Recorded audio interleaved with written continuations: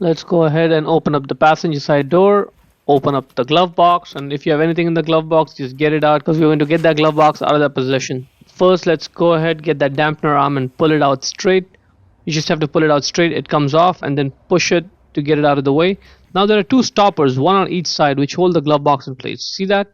That's what's keeping the glove box in place, and there's one on the other side as well. So what we have to do is squeeze the glove box in from both the sides to be able to get the glove box out of the position. See, you can squeeze it. There's enough flex in there. It's made of plastic. So it's much easier if you do this with both your hands at the same time. So you squeeze it in inwards, and that should help you get the glove box out of there. Now inside there is a cover. Press one clip, get it out from here, then press the clip on the other side and get it out from there. That's the cabin air filter. Just put one finger up there, grab the filter and pull it out straight. It just slides right out.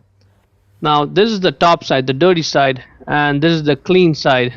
So the way it works is outside air comes from the top, all the dirt gets trapped over there, and then clean air from the bottom goes in the vehicle. So with the dirt trapped on the top, you can just grab the filter and slide it out. Get the new filter and slide it in, and make sure that the arrow that indicates the airflow is going from top to bottom.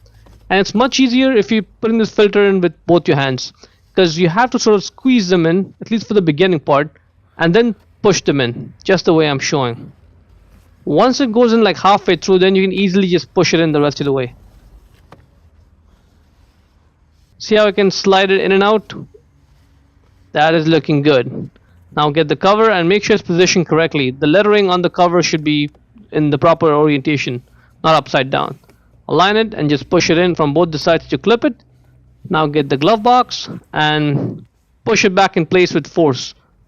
Just like that. That is good. Now get the dampener arm, pull it out, align it over there with that clip, and then push it on to secure it, and that is looking good.